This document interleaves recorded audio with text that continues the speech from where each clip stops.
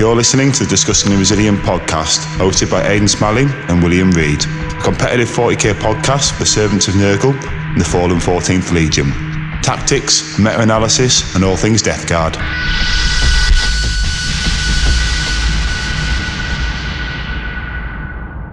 Hi guys, welcome back to another episode of the Discussing the Resilient podcast, episode 7.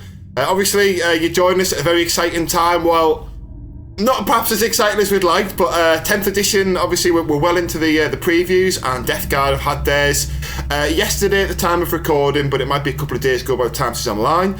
And, we're going to get straight into it, basically, talking about what it looks like, what we've seen, what we think. Obviously, at this point, probably most people have seen the hot takes, and yeah, it's not as strong as some other ones, but, Aiden's got some positive thoughts he's going to spin on that, and obviously, he's been speaking to people online, Don Hooson and stuff as well, so he can obviously share some of those too. Obviously I was at Warhammer Fest as well, so we might give a quick just recap on that and what the terrain was like, what we thought of the day, or what I thought of the day, and then just run through some of the other stuff as well that we've seen with factions, compared to our 10th, and just sort of talk, a few hot takes, but it's going to hopefully be a short episode. We always say that at the start, and then an hour and a half, 2 hours in, we have to backtrack. But yeah, there you go. So take it away, and I guess, I suppose this is, unless you have anything you want to add to the intro, of course. Yeah, so the only thing I'd probably change on the intro there is welcome to the redacted podcasts, because that rule doesn't exist anymore. Good point.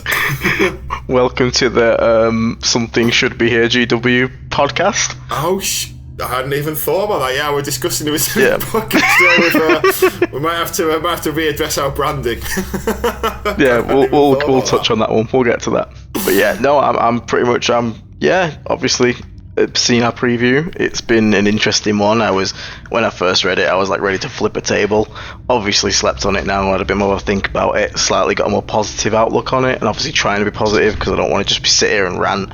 We've had our rant episodes. We've had a couple of them, yeah. I mean, yeah, we've had a couple of them. I can recap on last episode's rant. If you are upset about the 10th edition stuff, just go and listen to my last edition, and there you go. It just transfers over to this one, how the what I think of the Games Workshop staff at writing rules that are balanced and not fluffy. But anyway, yeah, take it away, and you can lead this in, I guess. I think you've probably studied this a bit more than me. So you want to go straight to the faction focus, yeah? Yeah, if you want to. I mean, unless anything you want to sort of add in first, any hobby stuff, anything happening with your own games? I think everyone's here for the one thing, and we'll give the people what they want, eh? So, everyone that's obviously listening may not know, you might not know, Games Workshop's currently doing a series where every day of a week, every weekday, not weekends, they're previewing one army. Usually get to one army in 10th edition, that is. So you usually get to see like a unit, the core mechanic of the army, the detachment, and like a weapon spotlight or something like that. We've had plenty before us, and now finally the time has come for Death Guard, and we have seen it, and let's go through it. So, Death Guard, the Rotted Brotherhood. I'm not going to read verbatim, word for word. There's plenty of channels that can do that for you. So. Yeah. Oh God, I'm coughing up. God, Nurgle blesses me. Nurgle's gift. There we go. It's all about 10th. Maybe it's a good sign. So, our army rule. So this is. Gotta remember that. The army rule is the rule you will always have when you play Death Guard. The detachment rule is the one that changes. That's going to depend on which detachment, which is what's probably going to get more of when you get your codex. So, but this you will always have in 10th edition for playing, for just purely the fact you are playing Death Guard, and it is Nurgle's gift. So it is contagions. It is, the -1 toughness contagion. Now, it is slightly changed. It is subtract 1 toughness still, which is, we'll go into how good we think it is in a second, but it has slightly changed. So, currently, in 9th edition, the ranges go from 1 in the first battle round to 3, 6, 9 in the second, third, and fourth, respectively. Now, that's changed, which is quite good, actually, because now in the first battle round, you actually have a 3-inch contagion, then to a 6, and then to a 9. So, we are basically getting to maximum size a lot quicker. Now, this is probably to help offset the loss of the spell. I'm going to assume that we're going to lose the plus 6-inch contagion. Maybe we won't lose it, but yeah, I mean, you never know. There's some casters dates we haven't seen it, because obviously... Yeah, exactly. We could still have it. But as a general rule, Okay, so let's actually get into how good this rule is. It's a good rule generally. It is a little less good personally for me in 10th. The only reason it's less good is because toughness is much more spread out. So the difference currently, like dropping a T8, which would be considered a tough unit in current edition, down to T7 does impact stuff like bolt guns and stuff like that. Whereas now tanks are looking more around toughness 10, toughness 12, dropping them down to 9 doesn't really help you kill them with your like bolt guns and stuff like that. I'm kind of okay with that. I was annoyed at first, but reality is, yeah, bolt guns, they probably still shouldn't be hurting tanks. Where it still does shine though is in the infantry versus infantry game. Dropping Marines down to toughness 3, dropping Guardsmen down to toughness 2. That is always going to be just a solid rule. I loved Contagions in 9th. I still think it's a great rule, and it just helps you win those brawls. Will, what do you think? Yeah, similar. I mean, obviously it's great that we get there a turn earlier in terms of maxing out to the 9-inch Contagion. I can't help but second the toughness not being as important, because I think, does it go to toughness 14 now, 10th edition? So yes, exactly as you were saying, dropping something from toughness 9 to toughness 8 if you only strength 5 with your attacking weapon on infantry or whatever, it's still not, it doesn't change the dice. So I think that's, I don't know, like, if I'm honest, without sort of going too far back last week, it just feels a bit lazy from GW in my opinion. It feels like a lot of other armies have had their rule reworked, we'll just keep the same. Yeah. I get that, and I think the thing is, like, they got a mechanic that does work in the current edition, ported it over, but the only problem is they didn't sort of like do the tweaks necessary to make sure it's still just as effective. It's still good in the infantry game, like I said, but like I would have liked to have seen, imagine if you could have like, you could have like a list of 3 toned down plague company contagions, and maybe like, once per battle round for like twice in a game or something, you could pick one and apply it in a top of it, -1. The thing that I'm a little gutted about it is that it's all you kind of bit, but I really want rules that are going to reward decision making and a passive aura. Like, it's still good, like you still have to think about where your aura's reaching and trying to tag stuff in it, but it's not so much you making it kind of like they're either in the aura or they're not in the aura. It's kind of a passive thing, whereas if it was something like our mechanic was actually like flash outbreak, where for a turn you can apply one of these, like I wouldn't keep the extra AP contagion for it, like, but maybe you could keep like the drone in, like, so for one turn anything in contagions half movement, half charge. Well, that's a bit silly, but -2 or something. So you could kind of half charge was there. It was there in True. It was there with the Terminus S Assault Force, so it's not like it's not too unreasonable to think that it could come there, because there's obviously more to come, so I won't jump too far ahead. But speed has obviously always been our issue, and it might be even more of an issue now, frustratingly, for a couple of reasons. Obviously, we have to caveat everything we say. This is only a snapshot of the rules. This isn't the overarching everything that Death Guard get.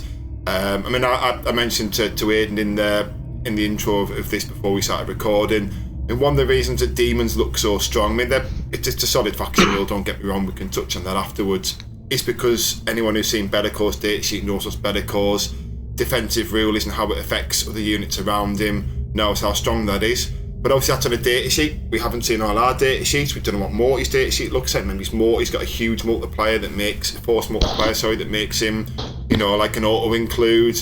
Maybe his Typhus has something, or maybe he's got some strong datasheet. So this isn't the end of the world, but from what we've seen, it's not particularly positive in terms of, especially when we've seen what some of the other factions have got. But at the same time, it's not a bad rule, the fact that everything in the game has a toughness, so everything has its toughness reduced, there's probably going to be play with that. And I'm sure there'll be instances where, like Aiden alluded to, where you've got a tank and you're fighting it with your toughness 5, so your strength 5 weapon, and the tank goes from toughness 8 to toughness 7. It doesn't change the dice. But then, maybe Morty's the one smashing the tank, and maybe Morty's got his, strength 14 weapon, then he makes a toughness 14 model down to toughness 13, and all of a sudden that's a big deal. So it's not a useless rule. It's very useful. It's just perhaps a little bit more situational than it had been in 9th edition. I think you're more relying it for the infantry like warfare, rather than, I think when it's going to come in effect in tanks, it's more of oh, that's nice. whereas really like the benefit is the sort of like the on the boots on the ground engagements. But yeah, so that's our army rule.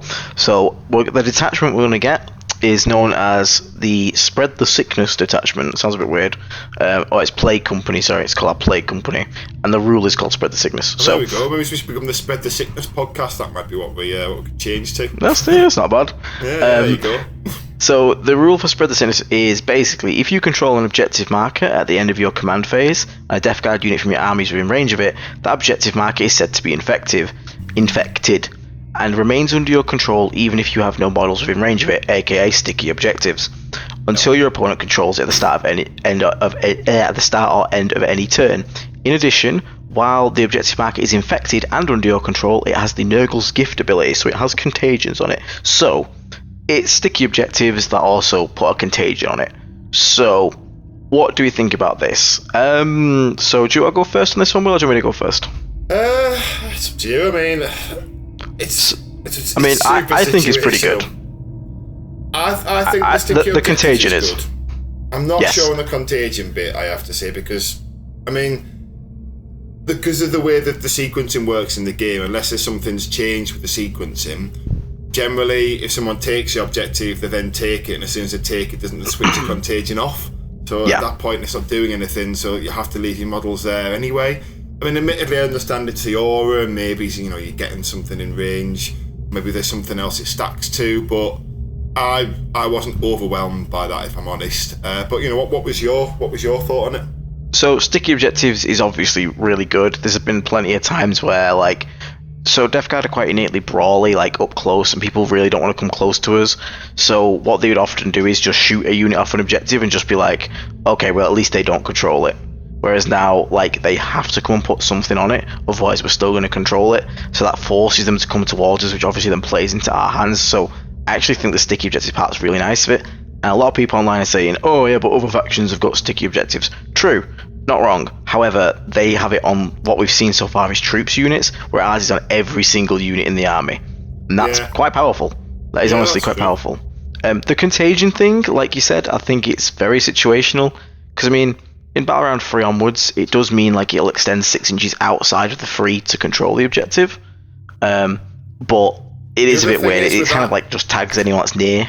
Yeah, the other thing on that is, I assume it's from the centre of the objective, it's not from just the outside of the objective. Yeah, so sort of the 3 inches kind of covers the middle, and the 9 would be 6 inches off the map, which is still, you've got to think about it, it's an 18-inch circle at max, which is big, but at the same time it's kind of just, I don't know, it's a little weird. It's a little it'll come into play for Overwatch.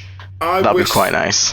I wish with that maybe as it came on and the opponent had to do an action to turn it off or something, so it didn't just turn off, so it was sort of they had to give up shooting to do it. That would be a nice trade-off. That would be quite strong. So it's they can either be -1 toughness, which may or may not be a big deal, as we've said, but then if they want the -1 toughness to be switched off, they were worried about it, they can then do an action, so they can't shoot or charge that turn, but the toughness, that would be nice. So it's kind of they've cleaned the shit or vomit winner Death Guard have done off it. That would be good, and that would make it a stronger rule. But I think actions are actually removed from the game. What's that, sir?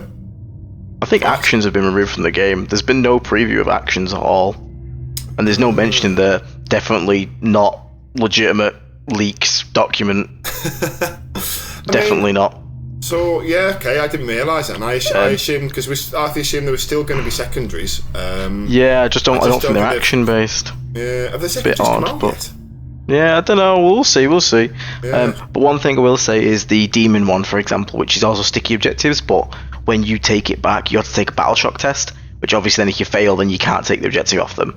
That was something like that, a bit more impactful than the contagions that we have. But the sticky objectives is the real gem of that rule. It's not the contagion, but that's the little extra bit. The one thing that it can be used for is the new Overwatch stratagem, because Overwatch can now be done in the movement phase as well.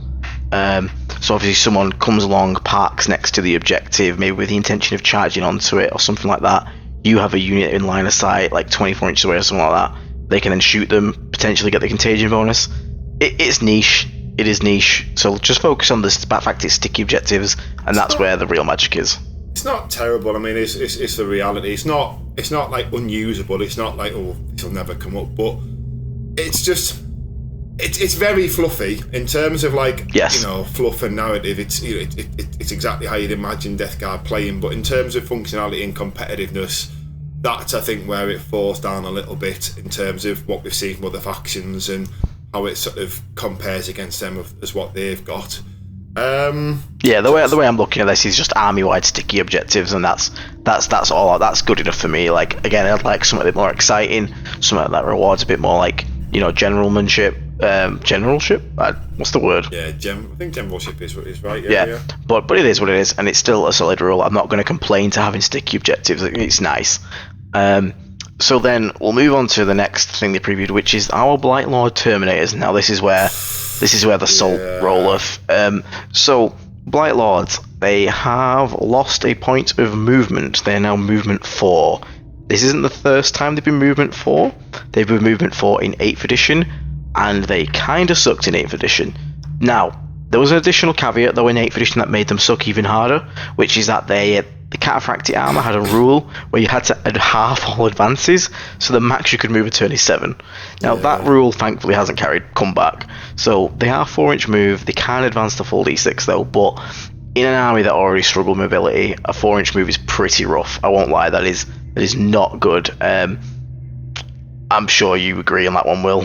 Yeah, I mean, when I saw the 4-inch move, I mean, +1 toughness. I mean, again, the +1 toughness with the way strength works, I mean, even that's negligible now, you know, which is a bit frustrating. It's still not bad. Again, it's, you know, toughness, it affects every attacking step in the game, and obviously, you know, every defensive step. So it's not useless, but again, when you go up to 14, does being toughness 6 make a big difference? I mean, it depends again what you're fighting into, but to have lost a pip of movement, I mean, it's not a good trade-off, is it really? I mean, 4-inch move is, I mean, it's pretty bad. We've all played with boxwalkers, and the 4-inch move is a problem sometimes.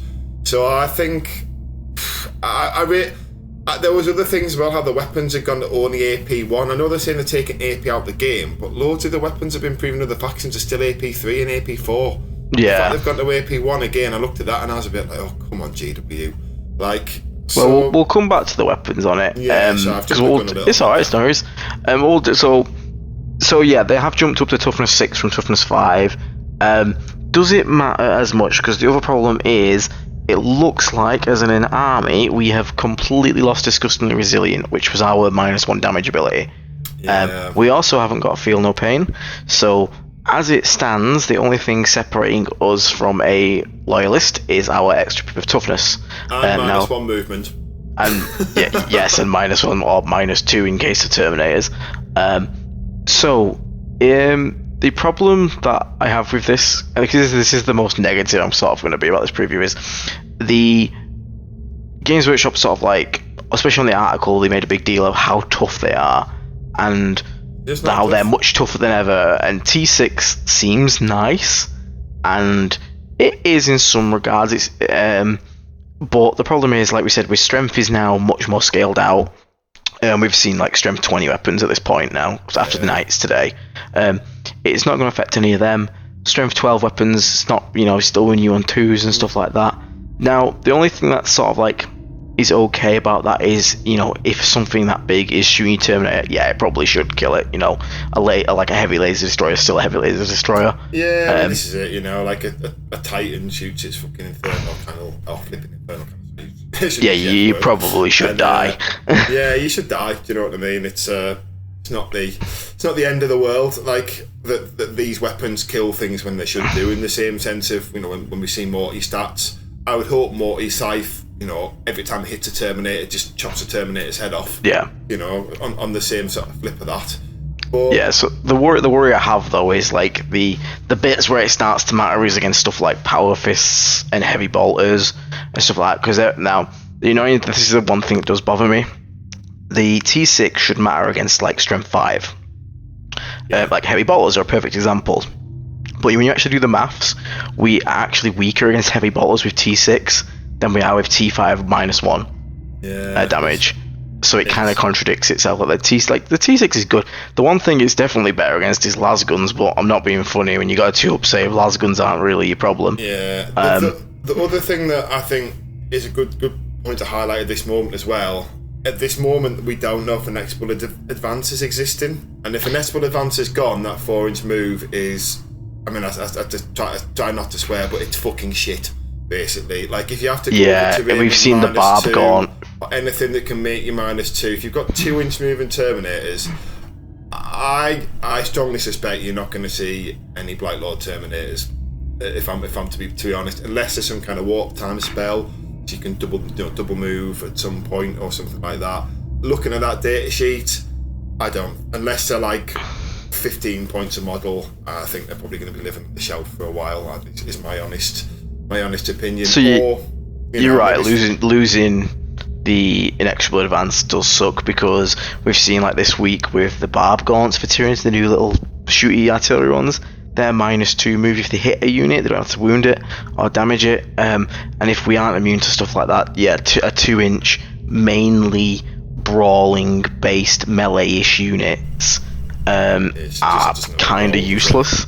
Now, don't get me wrong, I don't think it's as bad on Blight Lords, because the actual, I don't know if you see the shooting profile, which we'll go into in a sec for Blight Lords, is a lot improved. It's actually it's quite good now. My biggest fear is Death Shroud Terminators, because Death Shroud Terminators with a 2-inch move are actually garbage. Yeah, I mean, you might want to hold your backfield if the game's against really quick armies, and it's just if anyone comes with this objective, they will smack it off. Yeah, I think that's kind of the role Terminators are going to play, is the sort of like, they kind of like, you're just going to countercharge them. I don't think you're pushing too much anymore. Now, we do have to remember there is new core stratagems like Rapid Ingress, which lets you deep strike in your opponent's turn. So you could obviously deep strike 9 away. Obviously, you'd have to get shot and stuff first, but then you'd be able to move forward 4 in your turn. Now it's a 5-inch charge from deep strike. That's pretty decent. But the problem, and I don't know if you've had this problem before, well, I'm sure you have, a lot of Death Guard players has, is you'll deep strike somewhere, and even sometimes when you made that 9-inch charge, you'd kill whatever it was or do whatever you want to do, but then people just kind of just move away from you, and you're kind of just there, which is fine if you're near an objective. So I guess that's the idea. The Rapid Ingress is called the strike referred to in 10th? It's great on paper, but the reality is it's not going to be as good in practice as people think it is against some players. For example, do you want to drop in the Tau's, say you're playing Tau, do you want to drop in their turn? I mean, depending like where the screen is and where the spaces are, if there is no space in cover, you do not want to drop in Tau's turn, because it's giving them an extra turn of shooting. So I mean, you know... I think that's where Death Shroud might have an advantage with the 3 model size units. A bit harder to screen out, that could be decent, but trying to get 5 Blight Lords to sneak in might be a bit tougher. But I mean, it's situational. The times you can do it, if you can see a spot and you've got them in deep strike and you've got the CP, you'll do it. But I don't think it's a strategy, especially again, if we're being honest about this podcast and talking about trying to be competitive, you might get away with it on, at your club night against your mate who plays, only at club nights and just bear prep to the guy. But if you go to tournaments and you're playing against someone who's good, they will not let you do that. You'll never have the space. That's the harsh reality. Like, if someone knows you can do it, it's not going to happen. So, but again, it's situational. But I wouldn't. That strategy. I wouldn't bank on it. Yeah, it's not as amazing as people think. It's amazing if you're a Demons player, because obviously Bellicor. You've got Bellicor, you could drop them in, and then Bellicor can make sure they can't shoot, but I suppose he's more than 9 anyway, so yeah, better situational. So anyway, it's a by-the-by thing. Aiden's right though, there's definitely some play there, but I don't think, what I'm trying to sort of caveat is, I don't think you should go in the game, and that's my every game strategy, because I think... Yeah, no, I wouldn't put that, that's an opportunity rather than like a plan. The other thing that could help is the new heroic stratagem, where basically any unit now can, spend the CP and do like a 6-inch counter charge. That's pretty decent. And this is sort of like where I think maybe the army design philosophy for GW is going. It's more like a just take the middle. I don't think we focus on pushing at all past the middle anymore. Not like we ever really did, because it was quite hard, but because slow army. But I think maybe it is like all about this mid-board control now, and those tools do help us do it a bit. But I do dread a 2-inch move Terminator, and the first time that's going to happen to me, I know I'm going to lose my shit and rage about so much crap about GW. But it, maybe I'm wrong. So the weapon profiles, we'll go into that a bit better. So we do have to caveat all this with the We still have a 4 up invulnerable, we've still got 2 up armor save. The objective control's only 1 though, which kind of sucks. I was kind of hoping to keep the sort of like OC2 for that, but I get it, they're taking it away, they want to keep troops relevant, so I'm fine with that. Still 3 wounds as well, so no extra wound or anything like that to make up for lack of DR or anything. It is what it is. They have a rule first before we go into the weapons. So anytime you make a ranged attack, if you target the closest enemy unit, you get to reroll a wound roll of 1. So that's not bad. You know, it's basically you got plague weapon and everything as long as you're shooting the closest thing. Not too bad. So weapons wise, and we can obviously gleam into some of the plague marine stats from these weapons. So the blight launcher, it has lethal hits. Now basically all of our weapons basically have lethal hits, which means any 6 to hit is an auto wound.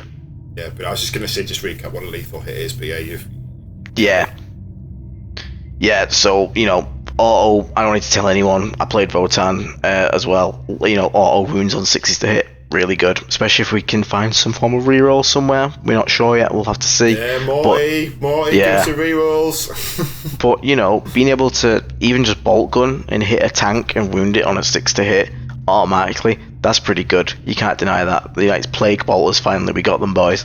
So happy with that. So yeah, the blight launcher is the first weapon on the profile, has lethal hits, 24-inch range, so same as always, has lost assault, so that's a little bit, I mean, you weren't really advancing with this unit and like, you know, you didn't use the assault much on it, but it was nice to have the option to move, get an objective and still plump out like 4 grenade shots from like a 10-man plague marine squad.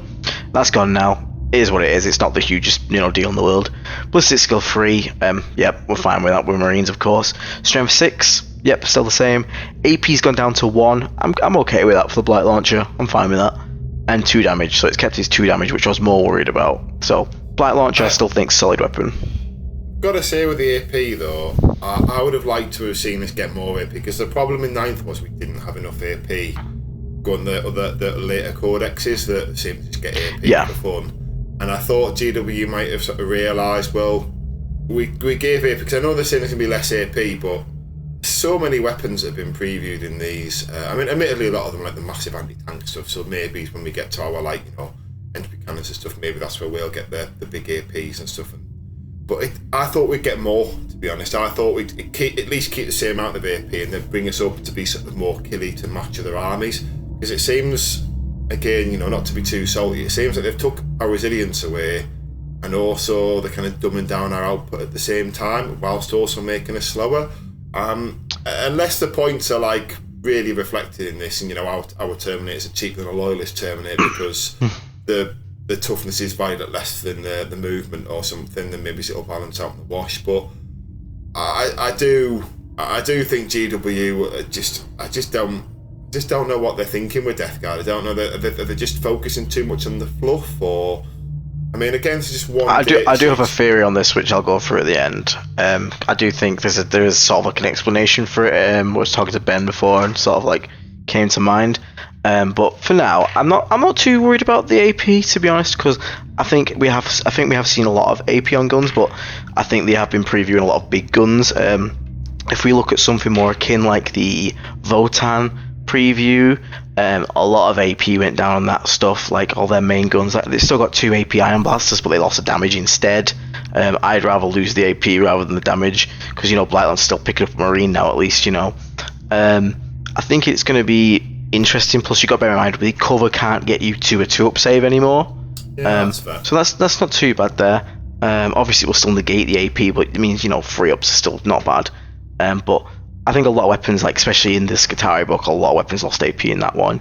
So I don't think it's going to be as bad as we think on that one. But I get what you mean. The problem is, it's like when you look at this Blightlord Terminator stat sheet, all you see on the gains is a T6, and all the losses are kind of like movement, DR, AP. You know, it is quite big things, and again, it's half the problem of being like we have a 9th edition mindset grained into us, and it's hard without seeing the full thing. But you know, definitely right there. Yeah, but lethal hits on pretty much all our weapons is a buff. We like that. That's good. So I'm not going to go into the combi weapon because it's really just weird. I don't think you're going to take it. It's 1 shot, ballistic skill 4, rapid fire 1, anti-infantry on a 4+, it does 1 mortal wound to wound. I mean, if it's 3 maybe, but ballistic skill 4, nah. The one thing to just comment on the combi weapon is the odds rolled into 1. data sheet now. So if you've got a combi plasma and a combi melter modelled on your model, it's all the same on the rules. So in terms of modelling, it's probably a bit better if you wanted a combi weapon and you've got one, or you're not sure what bits you've got in your box or whatever. So I get why they've done it from that point of view. It's less choice, but it means from a modelling point of view, it's easier to sort of get those models on the table. So I think that's a fair trade-off. It's a net positive, yeah. Yeah. Plague Combi Bolter, so it's a Combi Bolter, so rapid fire 2, 24 inches. Bear in mind, we don't automatically rapid fire now, so you will have to get within 12. But that's across the board of the game, so I'm okay with that change. I'm fine with stuff that affects everyone the same. But our Plague, the rule that makes it the Plague Combi Bolter is the fact it has those lethal hits, so even our bolt guns are now wounded on 6s to hit. I am going to assume this is going to carry over to Plague Marines and their bolt guns, so that's, we wanted Plague bolt guns forever. It's not the most powerful gun, it's still a bolt gun at the end of the day, but I'm never going to complain to 6s to hit or wound on bolt guns. That's fine with me, that's a nice change, I like that. Yeah, I think that's nice and fluffy. I think seeing plague weapons get a little bit. I mean, I know plague weapons gone as a term, but they're rolling onto sort of data sheets of sort of different weapons. It's nice that they're sort of making them a bit more flavourful. If we get like a plague. Yeah, I quite like it on that one. Yeah. The next two weapons I think are actually the most glowed up, though. To be honest with you, the Flamer, the Plague Spewer. So it's now ignoring cover because all Flamers now ignore cover. It has torrents, your auto hitting still. D6 shots the same, 12 inches. Strength 5, it kept its AP 1, so we're happy with that. But it also has anti-infantry 2+, so you just automatically, if you shoot infantry, no matter how tough they are, you wound on a 2. And you combine that with our rule, which is if you shoot the closest enemy unit, which Flamers 90% of the time are, you then reroll the 1. So it's basically pick a unit and deal D6 wounds to it. Yeah, that's pretty good. That's pretty nice. Like I'm happy with that. That is a good flamer. That is a really good flamer. So that's really good. The last option is the Reaper autocannon, which very interesting. This one. So it lost a bit of AP. So it's 4 shots, ballistic skill 3, strength 7, AP 1 damage. But it also picked up sustained hits. So any 6 to hit is exploding, so you get extra hit, and devastating wounds. So any 6 to wound is going to deal a mortal, which is interesting. Am I taking it? I'm not 100% sure, but I'm not going to complain about it. Okay, I'm going to keep going. I think Will's DC'd, so I'm just going to keep going for now, guys, and I'm sure he'll rejoin. We'll be alright. So, melee weapons for the unit. Axes and swords have been rolled into 1 from now on. But we do get 4 attacks, so we can up an attack, that's nice. Weapon skill 3+, so same again. Strength 5, AP 2, 1 damage. So basically, you're a hybrid. You've got the AP of the axe, the strength for the sword. Fine with this, it's decent. We did pick up lethal hits, so 6s to hit are still going to be dealing that automatic wound. Again, not going to complain about that, very good rule to have. The Flail of Corruption took a little bit of a hit. It's lost an AP, so it's strength 5, AP 1, 2 damage. Still got the 6 attacks though, but it has again picked up the lethal hits ability, so 6 to hit are gonna auto wound. So overall, Blacklord Terminators, I'm really glad to play it to see it. The -2 movement is -1 movement is quite nasty, especially if we can then suffer -2. T6 I don't think is as relevant as people might think at first. However, they do hit a lot harder, and I think they're still going to be a decent bully unit. And I think this is the probably the lowest point on the reveal for me, but I understand points decide everything at the end of the day, and we'll see what points they get put at. I don't think they're terrible, I don't think they're awful. I've just got PTSD from 4-inch move Terminators in 8th edition, but anyway, we'll see. Moving on. So the next unit we've seen is the Malignant Playcaster, and basically the Malignant Playcaster is currently in the game is one of our best characters. Like, I genuinely think it is one of our best. So he's obviously lost disgustingly resilient, which is a bit scary given he's only a 4 wound character. But all of his other stats are the exact same. He's move 5, T5, free up save, etc. Psychic's been reworked massively. It's now more just kind of happens. You roll a dice, maybe a 2 up, but they have you don't have spells or such. There's whatever's on the card. So on this fella, we have a psychic attack and we have 2 psychic abilities. So the first psychic attack we'll go over the psychic attack is Plague Wind. So it has 2 versions to shoot. A hazardous one. So basically, a hazardous weapon is usually, like a plasma overcharged almost. So after you've attacked with the weapon, you roll a dice. It's called a hazardous check. And on a 1, your caster either dies if it's a 1 wound model like a normal infantry, or if you're like a character, you take 3 mortal wounds. So he can survive the first one because he has 4 wounds. So if you don't overcharge it, it is 12-inch range, d6 shots, strength 4. Now this is torrent, so it automatically hits, which is very nice. AP 1 and d3 damage. So pretty decent. But if you overcharge it and go for the focus witchfire, d6 plus 3 shots, strength 6, AP 2, d3 damage. That's actually a really good profile. Like, I really like that. That's pretty damn scary to like most infantry, especially because you're dropping them down to toughness 3 like on Marines. The strength 6 becomes really relevant. So you got d6 plus 3 auto hits, wounded on a 2, at AP 2, d3 damage. That's scary. That is actually really scary. I will be using this guy because it ties into his next ability, which is in your shooting phase. After this model is shot, if one or more of those attacks made with a plague weapon scored a wound against an infantry unit, that unit is then -2 move and -2 charge. Now, it's not the most important thing in the world. -2 to charge and move is good. The problem is it's tied to a 12-inch range, so it's okay, but it's not the worst. It's a nice little debuff you can put on someone. The next ability that he has is Gift of Contagion. So in your shooting phase, select one enemy unit with 18 and visible, roll a d6. On a 1, this psychic suffers d3 mortal wounds. On a 2, however, until the start of your next shooting phase, in that enemy model, the enemy unit, every time a model in that unit makes a melee attack, subtract 1 from the wound roll. That's really good. -1 to wound, we've seen it on CSM Terminators. So making an enemy unit -1 to wound you in close combat combined with T6, that can be really nasty, especially even on bigger stuff like we see Knights today. Strength 12 on the Armiger Cleavers. Dropping it down, T6 now means the only wound is on 3s instead of 2s, which were previously, and then you also drop it down another -1 to wound to 4s to wound. That's actually quite nasty. That's going to be hard to get through. So, quite like this guy, to be honest. We need to obviously see what units he can join. Hopefully he can join Terminators. He might not be able to though, we'll have to see. Obviously if he does, he will stop us deep striking, which is a little bit of a sucky on a unit that moves 4 inches. But we'll see. And obviously he still has his staff in close combat, strength 6, AP 1, D3 damage. Did pick up the lethal hits though, so 6 to hit with the staff, will auto wound, which is quite nice actually. So overall, I think the Malignant Playcaster is looking really solid. Obviously points will matter, but this is one of the units I'm actually quite excited for. I just think that shooting attack's really good. I used to play Curse of the Leper all the time, and having a d6 plus 3 attack weapon at strength 6, AP 2, d3 damage versus potentially toughness 3 Marines is actually going to slap. Like, I do think that is nice. So yeah, I'm excited for the Malignant Playcaster, so thumbs up for that fella. A little scared at the 4 wounds and no DR though, especially if we get like 2 damage snipers. That's hopefully not happening.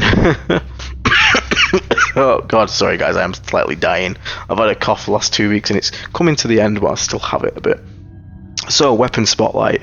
Plague Burst Mortar, our favourite PBCs, we love them. So, what has happened to our favourite PBC? So, the Plague Burst Mortar has picked up Blast, Indirect Fire, and Lethal Hits.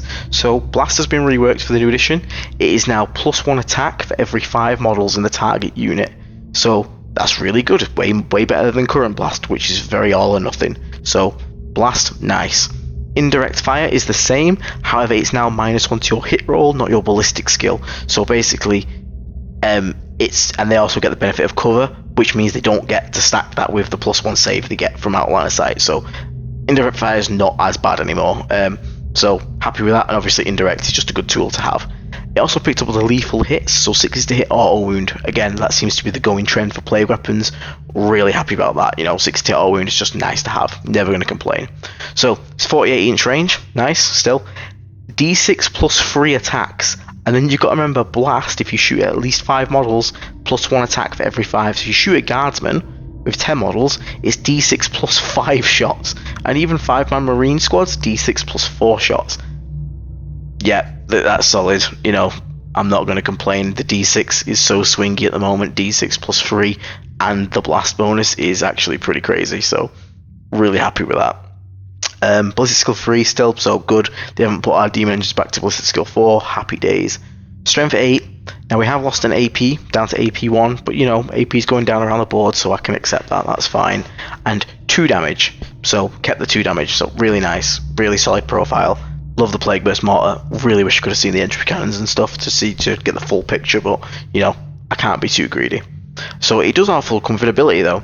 So spore-laced shockwaves. In your shooting phase, after this model is shot, if one of your more of your attacks hit the target and it was an infantry unit, that unit instantly must take a battle shock test. So battle shock in the new edition, you roll 2 dice. If you roll under your leadership, you fail, and basically that means you have no objective control, you cannot use stratagems, and if you want to fall back from combat, it automatically is a desperate fallback, which means you will die in a 1 or a 2. So is it a good rule? Yes. Not as good as people think though.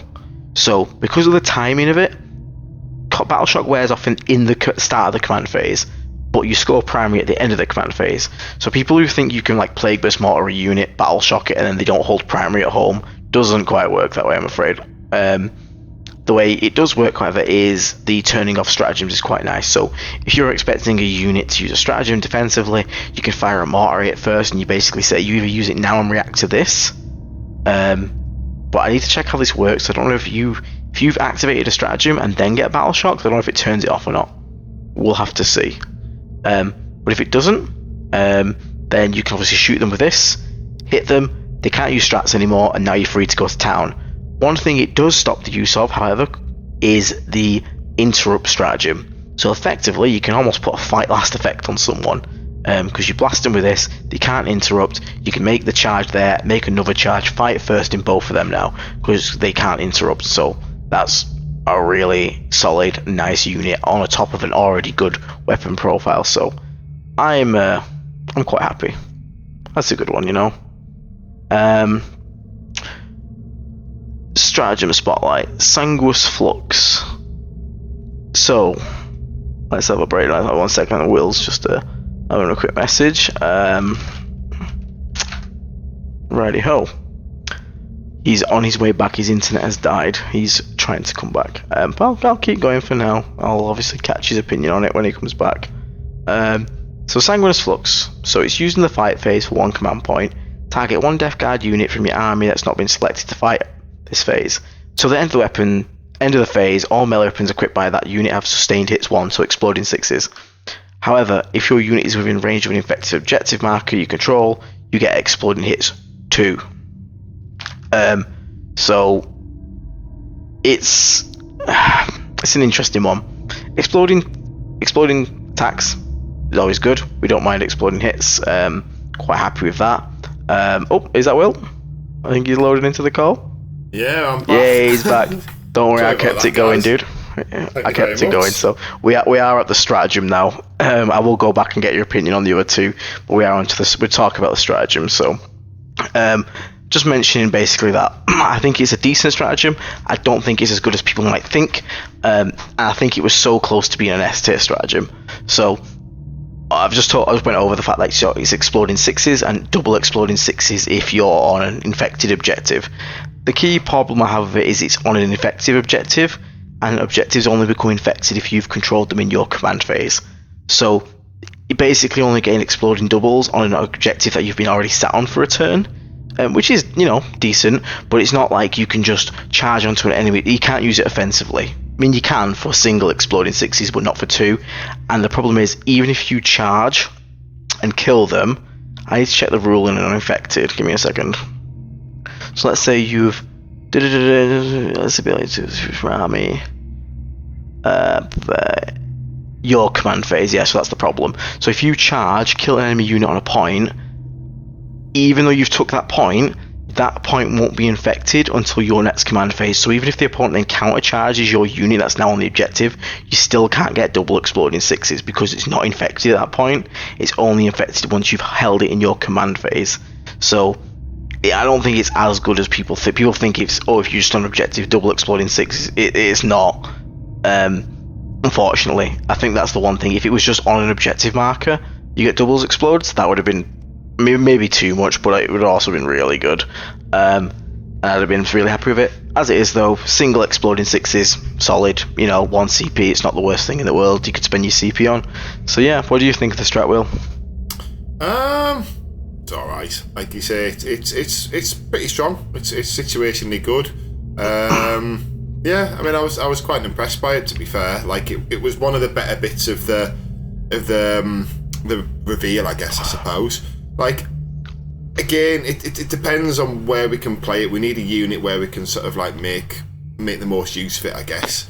I mean, where do you see it being used? I mean, do you think it could be something used on Blightlord bolters if that's well, it's melee only, that's the problem. Oh, right, okay. Yeah, so not on the shooting. So I think it comes into play in the 10-man melee Plague Marine squads, and Death Shroud probably the most. Funny if you get to work on Morty and Morty's double exploding sixes, that would be quite funny.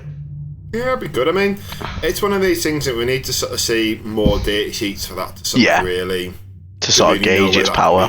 Yeah. What did you think of the Plague Burst mortar?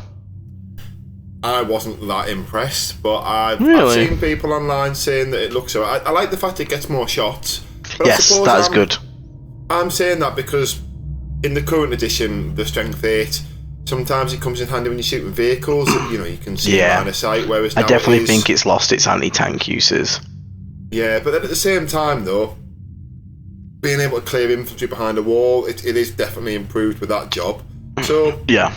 I think it's one of these ones where we need to see more of the data sheet, because obviously with the Plague Burst Mortar, we've got to remember you can't just take a Plague Burst Mortar on its own. It's stuck to a Plague Burst Crawler. Yeah, this is what I said. I wish we could see in the others to sort of get the full picture of the unit, but like the Mortar alone having the D6 plus 3 shots and the Blast bonus, which gives you like an extra 2 shots versus Guardsmen or 1 shot versus Marines, that's really nice.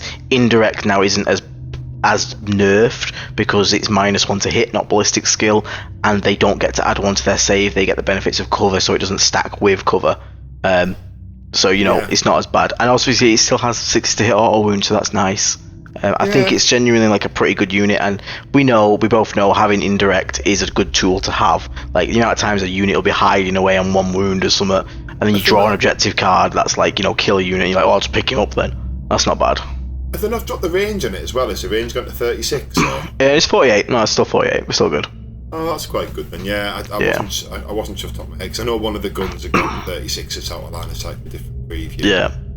So obviously has its ability as well, to battle shock someone instantly, which I said's quite nice for turning off. That is good. That, I mean, yeah, if you can hit someone, and then even if you don't kill as many as you want, but you take a battle shock and they fail that, that's equally valuable. Obviously, to caveat that, there is, as we know that the 10th rules are out, there is a 1 CP strat where you can avoid battle shock, but I think that's just in the battle shock phase, isn't it? So maybe you can get around that. I'm not sure. Yeah, I think so. Battle shock from the Plague Burst Crawler works in terms. Well, the one good thing that I think is because it can't actually turn off primary, which kind of sucks, but I kind of get it. It may be a bit much, because you automatically recover from battle shock at the start of your command phase, so you'll shoot them in shooting, it comes to their command phase, they recover, and then they score at the end of the command phase.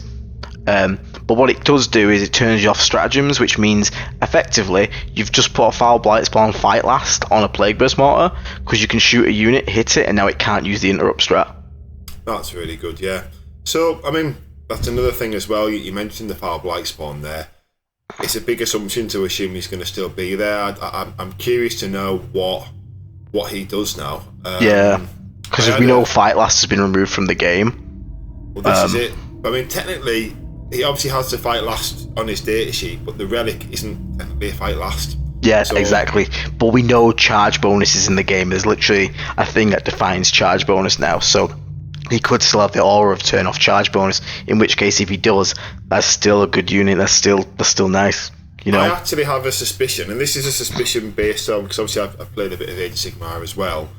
I have a prediction. Do you know what Sloppy Barpiper does in Age of Sigmar? No, go on. The Sloppy Barpiper has a rule, like an aura, where you can't pile in towards any models. You have to pile. You basically can't come closer.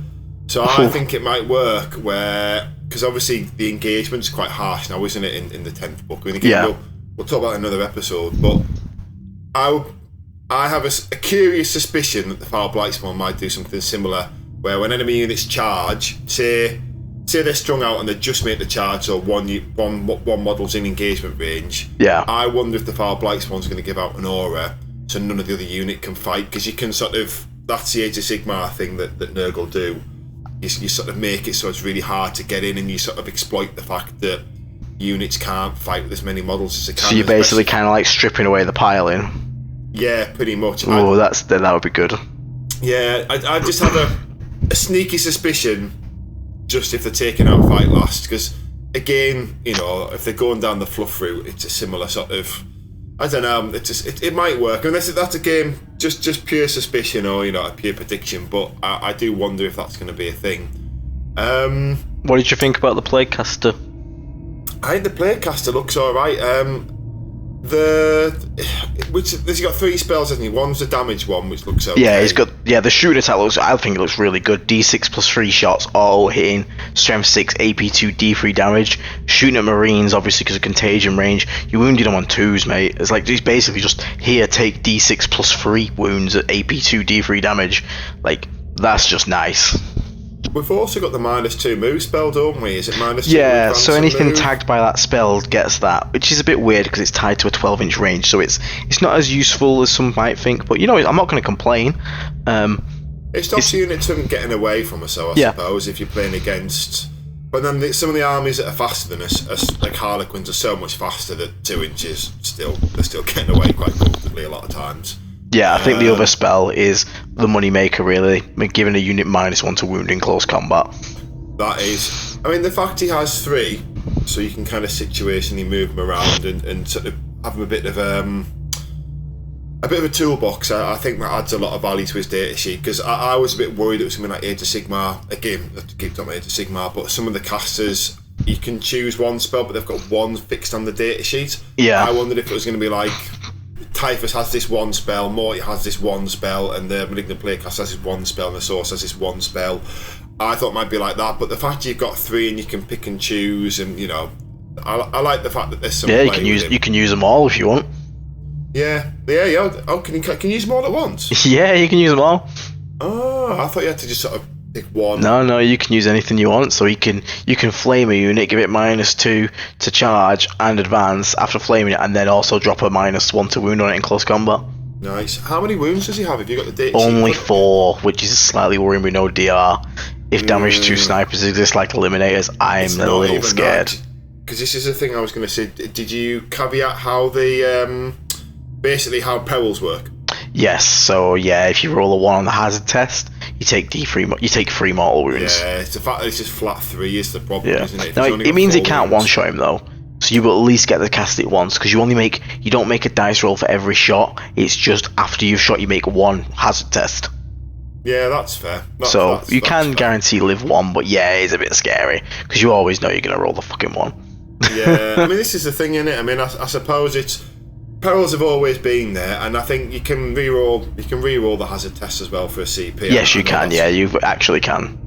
So yeah, so it's not the end of the world. I think statistically worse, isn't it? 1 in 6, because before it wasn't a 1 in 6. A chance of running a double 1. Yeah, it was 1 in 12, basically. It was 1 in 36, sorry, wasn't it? Yeah. So, but I mean, it's.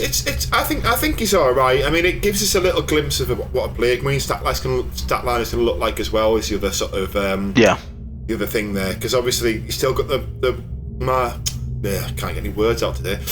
Movement 5, so it's good to see that the Plague Marines aren't going to be movement 4 as well. Yes, that was a worry. Hey, he's got a Plague Bolt pistol though. Yeah, he has, you know. Well, I'm guessing the Plague Bolt pistol is just a bolt pistol, but the same plague rule as the combi bolter, is it? Yeah, literally lethal hits. So it's 60 hit auto wound. So that's good then. The stratagem was the last thing in the preview. So if we sort of like think about it overall, I don't think we'll be struggling to put wound rolls on stuff, because everything we've seen has lethal hits. I think our army is going to be like drowned with lethal hits abilities, which is nice. You know, auto 6/6s to hit auto wounds is very nice. And I think, and this is where my theory comes in now. I think GW have sort of gone a different design philosophy with Death Guard, and I think it's going to be the hardest sort of pill for a lot of people, and it's all what upsets a lot of people, and it upsets me as well a bit. I know people like Don Houston are more happy about the new style they're going with. I'm a bit old school on it. Okay, I think Death Guard are moving away from the tanky faction, the sort of like tough to kill faction. And I think the reason for that is because tough to kill is not fun to kill. It's not. Well, tough to kill also doesn't end up tough to kill. There's a bit of decent power creep. Yeah, there is that as well. But I mean, if you played against the CSM Termy Brick, it's not a very fun experience. And I'm wondering if that's why they want to move away from it. But what we have seen is in this one preview, from seeing 3 units and a weapon, we've seen four different ways to debuff the enemy. -1 toughness, -2 to advance and charge, -1 to wound in close combat, and auto battle shock not auto, but forcing battle shock from out line of sight. So I wonder if we're going from the tanky tough army to the slightly tougher army, but it's more about debilitating the opponents. You know, like you said, maybe it's about like denying the pile-ins, denying the movement, denying the wound rolls, denying the toughness characteristics. So like more about dragging them down rather than us being super mega tough. I think if that's the case, that could be cool, and it might actually be quite fun, but I think it's going to be such a hard pill for people that have bought Death Guard with the army of I want to play the slow, tough, really hard to kill boys, because that's what I enjoyed about Death Guard, was being the tough, hard to kill, and that's kind of just not there anymore by the looks of it. Obviously, lots we don't know. Plague Surgeon could give out 4, feel no pain for all I know. You know, there's plenty we don't know, but from the data slate alone of the Blight Lords, it does look like we are easier to kill. I mean, it doesn't look like we are easier to kill. Maths is maths. But at the same time, it's points as well on how many models you've got on the board. I mean, of course, yeah, points make everything. Like, don't get too down if you are looking at this. I think there is plenty of good in here. I think there is a lot of, decent rules. I don't think it's a strong. I think the problem as well we're having is we followed Eldar, and the Eldar one looked cracked as fuck. Like, the Eldar one was just like, hey, I'm just going to auto 6 all my damages, everything's got a free hit and wound reroll, fuck you, my fire prism's shooting you, then hiding out of line of sight, haha, eat shit. Like, Eldar nonsense. I mean, which obviously is like, we need to see more of the data sheets, I think, is a reality. And yes. Because, I mean, again, not everyone can do this, because not everyone's got the models, but I mean, playing competitively, my thing in 9th, because I sort of started playing again at the end of 8th, was to aim to get max units. So, with the exception of, troops, plague bearers, plague means poxwalkers, although I have a lot of them. So I have 3 plague burst crawlers, is the obvious one, but I'm close to 30 Blight Lord Terminators, 15 Death Shroud, that kind of stuff. So for someone who's got that collection, maybe it's like me and you, whatever it turns up with the build, I can pick it off the shelf quite quickly. I might have to put some paint on a few bits, some of it's probably still in a box somewhere, and maybe have to do some stuff like that. But not a lot of people, because at the end of 8th, I found a tradition to 9th, I had to spend quite a lot of money on not a few new models, but a few bits and bobs. And I know that's something that'll wind people up, like you were saying there. Not everyone wants to do that. Not everyone wants to sort of like go to tournaments regularly and be able to sort of like pivot, to a new army quickly. Obviously, we know, a lot of the other, anyone who plays competitively and considers themselves a faction specialist, most armies would do the same. That's kind of one of the things that sort of, you do when you go to tournaments regularly. But I'm interested to see. I think there's definitely going to be a build in there, is what I'm trying to sort of lead to in my long roundabout way. It might be that, we don't know if there's going to be a caveat with Poxwalkers, like, one Plague Marine squad, every Poxwalker or one, because Core's gone.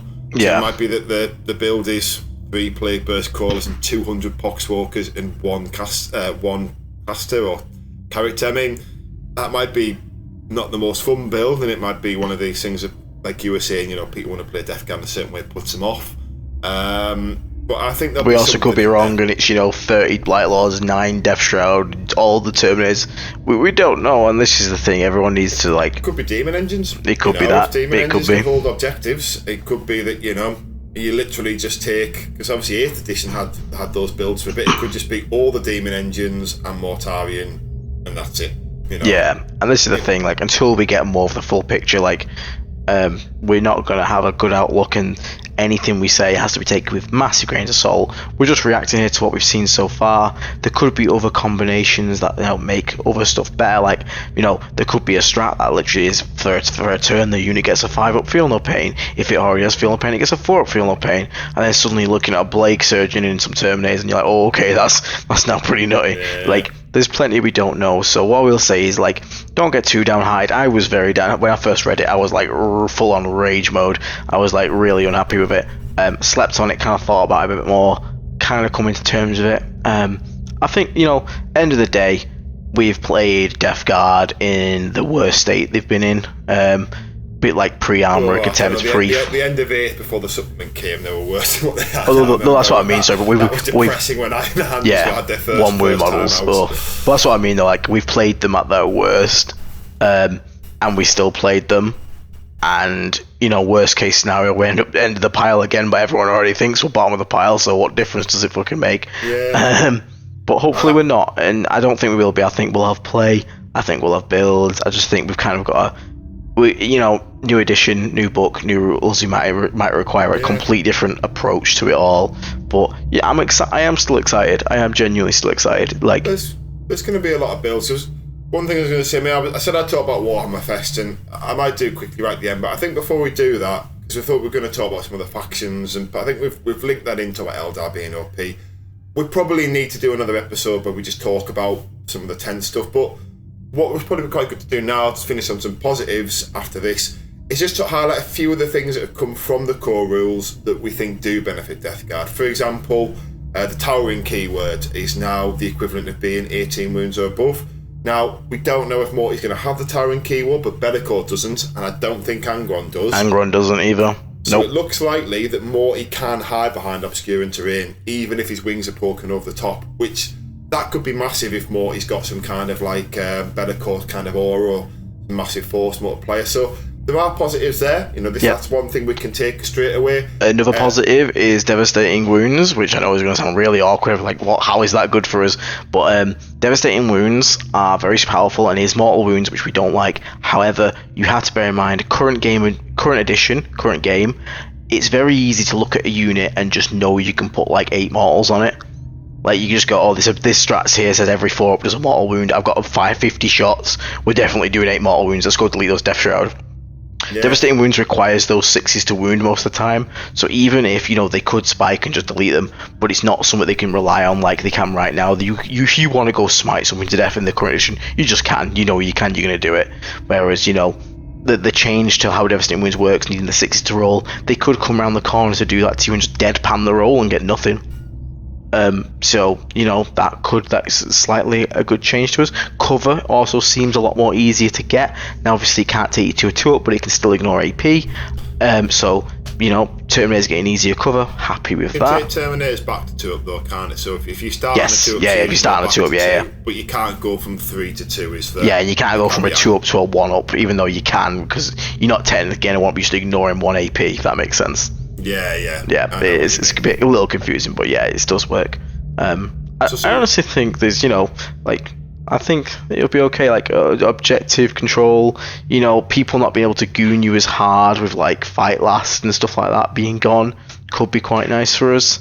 I think, I know I'm going to do positive. The fight last going might be a problem for us, if I'm honest. That's one of the things that worries me, because we're so slow. If we can't choose engagements, that's going to be a bit weird. But then, I know this might be someone reading it wrong. There is one more positive, by the way, I've got. But before we get to that, I don't know if you've heard this thing. I think it might have been Tactical Tortoise. Now, when he read the rules, he read in the charge phase, the person who's not turning, who just does a charge, they always pick the first unit now to fight. So I don't know if I misinterpreted that or he read that wrong. But I'm sure he said, so say like you charge with 3 units. The charging player doesn't choose which unit fights first. The defending player always chooses now. And I thought that sounded bonkers. I think he's read that wrong. I'm pretty sure it's. I'm pretty sure it's if you both have fight first, maybe the opponent does. But the charge bonus now is just you have fights first. So I think in a normal scenario you will still go first with everything. I don't think your opponent's fixed first. Yeah, so it's not like an existing combat. Yeah. Yeah. I might have misinterpreted that. I'll look into it. I'll look into it. Maybe I'm wrong, but I don't think it's going to be too much of an issue. But one of the other positives I wanted to say, and it's Death Guard linked, is the way allies work with demons. Yes, true. Because if you can pop them in, now, if we could take Nurglings having to take Plague Bear attacks, I would take Nurglings in every list, just to sort of get some sort of like mid-board presence early game. If you can just slot Nurglings into a Death Guard attachment, assuming they've kept the sort of deep strike ability, just 6 Nurgling bases, 2 units of 3, it could be massive. Like, I could see that being a big deal, and the fact if that becomes a thing, I think that's something to look at straight away. And because that's how Age of Sigmar works again, drawing that reference. Yeah. Your detachments unlock benefits, but they're not restrictive. So in theory, you can have, I don't know, so if we talk about a Death Guard, you could put like an all Death Guard. Say something unlocks if you put 3 Plague Marine units in this attachment, you get benefits. You could put your 3 Plague Marine units in, but that's your minimum. So you could then continue just add stuff on top. I think some of them do have limits, but then you could just add 2 Nurglings on top of that unit. You still get your benefit. Your Nurglings in there, that's just where they live. They don't have to have their own detachment. You don't have to take a HQ with them or anything like that. Now, my understanding is I think that's going to be what it's like in 40k from what I saw the Demons preview. Which again, if we can just cherry pick a couple of Demons units, could be big again. We don't know what Rotfly is going to look like, what Plague Bear is going to look like. If we're not sort of like spreading the sickness like we were previously, where it has to be a Death Guard unit, there could be some stuff to sort of cherry pick from Nurgle Demons and sort of bolster the unit. So we could get a slightly deeper codex just by having a few more data sheets we can access without there being any penalty. Yeah, for sure. I think one of the last things I want to mention as well is on the stonks, on the rise of stonks. I think Plague Spewer bloat drones could be seriously back. Packing 2 of those anti-infantry 2+, ignoring cover sprayers with the new Overwatch strategy, where if an opponent finishes a move nearby, you can just shoot them. Obviously the auto hit, so like guardsmen come to steal an objective off you, and suddenly you're just like, haha, here's 2d6 auto hitting, 2+ auto wounding, AP1 sprayers, have fun, mate. Like, that's pretty fucking scary. Like, because it means like you could even just have an angle, like you hide behind a building but make sure you've got line of sight to the objective. So it's like, if you want to tow onto this mate, prepare to get sprayed, and then if I really want to, I can follow it with a heroic intervention to get back on the point. Like, I think honestly, Plague Spitters in general and Flamers, also Rhinos, just like with Plague Spewers, just I think you can make like a bio bus. Please let Rhinos carry 11, please. You've missed the super obvious one there as well, which it's going to depend on points, but Land Raiders. Yeah, we'll see on the Raider. I don't own Land Raider. That's one of the only Death Guards I don't own. And if Land Raiders are cheap in points, I will guarantee Land Raiders will sell out. They already have. Yeah, they already have they? Yeah, they were gone for months now. Yeah, as soon as Land Raider Assault Rams got previewed, they sold out like instantly. No, there's loads on eBay, to be fair, man. They're like they're 10 a penny on eBay. I want Land Raiders to be good, so that would be cool, because it would be fun to have Assault Ramps. I'm a bit cautious. Obviously, we've seen a lot of high damage weaponry in the game, but again, points cost, if a Fire Prism does like flat 6-2 shots, but it doesn't matter if it's going to cost like 300 points. Do you know what I mean? Yeah. And a Land Raider costs like 200. We don't know. We got to see. Yeah, it's points and also the terrain. We don't know. I'm assuming that terrain's going to stay quite similar on boards. I mean, depends on the missions, but remember how big a Land Raider is. Like, there are some boards, especially in the UK, the UKTC boards, where those smoke did get improved well. Land Raider. Is that so? I will say smoke got improved, so if you want to pop smoke on a Land Raider, it gives you -1 to hit and cover, so you also get a 1-up save. So that's pretty good. Yeah, that's pretty good. I mean, like I say, I think the caveat here is it's a brave new world, and although we've seen a snapshot, if anyone remembers the start of 9th, maybe start of 8th as well, because I caught the tail end. There was a couple of factions still coming out when I started playing. There was a few factions where this happened, and the leaked rules looked shit, basically, as shit as Death Guards look. And it turned out GW just hadn't leaked the best rules. GW just almost just done their classic. Yeah, they just cherry picked the worst for some reason. Like, someone's doing it in a rush. They just pick. There's 3 rules, right? We'll talk about them, and they're actually not the best rules. So like I say, we need to remember as well. This is just the index. Yeah. This could codex to follow as well. Yeah, we've got a codex to follow, so Stay positive, everyone. Yeah, we don't need to. We don't have to sort of like completely. We don't have to panic just yet, basically. I can't wait for the episode in 2 months when the indexes come out and we're just sat here screaming how shit it is. Yeah, well, it might be that we are the shit. Might be that we're the ones. Yeah, we might be the hot shit. We'll see. That's something that we want to do when they come out. I mean, what we might do. I thought about this the other day, and I'm sure Aiden will agree. Maybe it's what we could do is when 10th comes out, we'll have an episode where Aiden talks about the kind of list he's going to run, and me and Aiden talk through, an index list, and sort of like, Aiden sort of tells me why, and I can ask him questions, and I might do a similar one, because I like a bit more of a threat rush kind of list, whereas Aiden prefers more of a kind of control trading. Yeah, so that's something that'd be cool. We can do, and we can sort of talk through that and talk through our decisions, and that's one thing. But we've probably come near the end of the episode. I'll very quickly just caveat Warhammer Fest. I won't go into detail because obviously it's been heavily covered online. Basically, queues. Everything was queues. It was good though. I played the tournament. I went 4-2. I won 4, lost 2. Well played. With it though, they did this weird bracketing thing where after the 5th game you ended up playing in like just people who had the same win-loss against you. There was a guy from Goonhammer actually, who I spoke to very briefly at the end. I don't know if you listened to the podcast. I didn't tell him I was part of the podcast because he was playing Tony Chu, who's one of the Team England guys, and they were basically playing to make the top cut. If you made the top cut, I was going to say, I'll have to get you on an interview because you've made the top 8, but he didn't make it unfortunately. But there was him and then me. He was in the second top bracket, so not the top 8, and then I was in the bracket below, and then only the Death Guard players from what I could see were lower down, which is unfortunate. But the terrain, again, I'm sure people around the world, obviously we had Garrett on a couple of episodes ago, and he played the GW stuff. I mean, my opinions on it are it's god awful. I can't believe that GW at their own events have got the shittest terrain I played on for quite a while. It wasn't. I mean, some it's just the way that they don't follow the objectives. I'm sure if people are used to it, but the first one I played against Nassim, you knew his surname, the guy who Pushane. Is that what it is? Yeah, Nassim Pushane, big name. Was it Adepticon? He won it. Was it Adepticon or the? Yeah, he was the one that put the note on screen that said like US Metasoft, which was quite funny. Yeah, so I played against him in the first round. I conceded at the end of turn 2 because it was basically a board where all the objectives were in the open. And I couldn't get anywhere, and I played against his Tau, and it was just it was just a shooting gallery. The game came down to on my second turn I bought some Terminators in, and I said if I make this 11-inch charge then I think we've got a game, and he was like, I agree, yeah. Obviously, even with a reroll, didn't make the 11-inch charge, so that point I just shook his hand. But fair.